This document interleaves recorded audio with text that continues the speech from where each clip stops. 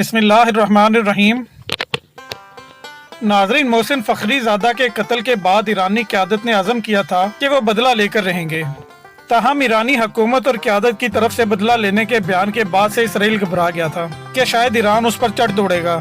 इसी हवाले से अमरीकी स्टेट डिपार्टमेंट ने इसराइल को तसल्ली दी है कि अगर ईरान किसी भी तरह की जंग या इसराइल पर हमलावर होता है तो अमरीका इसराइल के तहफ़्फ़ुज़ के लिए इसके साथ खड़ा होगा।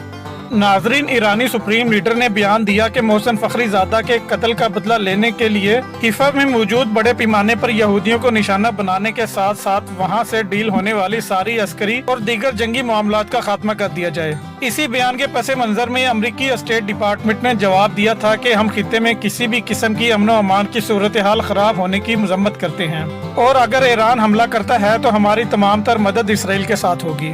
याद रहे कि इस एक साल में ईरान की 2 अहम फौजी शख्सियात का कत्ल किया गया। पहले तो अमरीकी ड्रोन हमले में जनरल कासम सुलेमानी का कत्ल किया गया था और अब मुबैना तौर पर इसराइल ने एक सीक्रेट प्लान के तहत ईरानी न्यूक्लियर प्रोग्राम के बानी शख्स को कत्ल कर दिया है। लिहाजा अब ईरान ये ठाने बैठा है कि अमेरिका से बेहतरीन बदला लेना और इसराइल के शहर हिफा पर हमला करने के साथ साथ इसकी मिलिट्री तनसीबात को निशाना बनाना है। नाजरीन, हिफा इसराइल का तीसरा बड़ा शहर होने के साथ साथ इसराइल की मुआशी रीढ़ की हड्डी की हैसियत भी रखता है, इसलिए इसे टारगेट करना सबसे ज्यादा सूदमंद साबित होगा। ताहम अब देखना यह है कि ईरान इसराइल के साथ क्या करता है और खित्ते में अमन बरकरार रखने के लिए दुनिया के दीगर ममालिक क्या करते हैं। ये तो थी इसराइल, अमेरिका और ईरान की स्टोरी। अब आपको बताते हैं कि खुर्शीद महमूद कसूरी ने इसराइल के लिए कौन से लफ्ज़ यूज़ किए हैं। नाजरीन, साबिक वज़ीर ख़ारजा खुर्शीद महमूद कसूरी ने दावा किया है कि इसराइल ने पेशकश की थी कि वो जदीद नैनो टेक्नोलॉजी पाकिस्तान के साथ शेयर करेंगे और पाकिस्तान में आकर ज़राअत का मयार भी बुलंद करेंगे, लेकिन हमने फ़लस्तीन की आज़ादी तक इसराइल को तस्लीम करने से इनकार कर दिया था।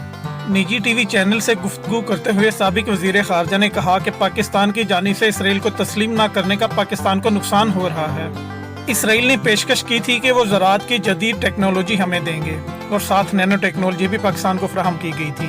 नाजरीन, उन्होंने कहा कि ज़राअत में नैनो टेक्नोलॉजी का इस्तेमाल करके इसराइल ने सहरा में बागात बना लिए हैं और इसके साथ ही इसराइल की जानिब से ये आंदिया भी दिया गया था कि भारत के साथ उनकी एक तरफा पॉलिसी भी तब्दील की जाएगी।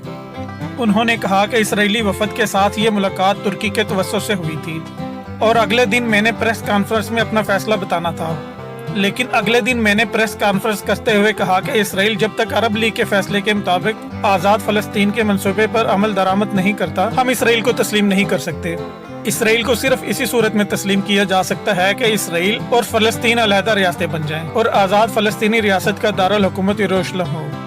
नाज़रीन, खुर्शीद महमूद कसूरी ने मजीद कहा कि इसराइल को तस्लीम न करने का पाकिस्तान को नुकसान हो रहा है क्योंकि इसराइल की मदद से भारत एशिया में हम पर दबाव बनाए हुए है और दुनिया भर की ख़ुसूसन अमेरिका की मईशत में इसराइल का बड़ा अमल दखल है।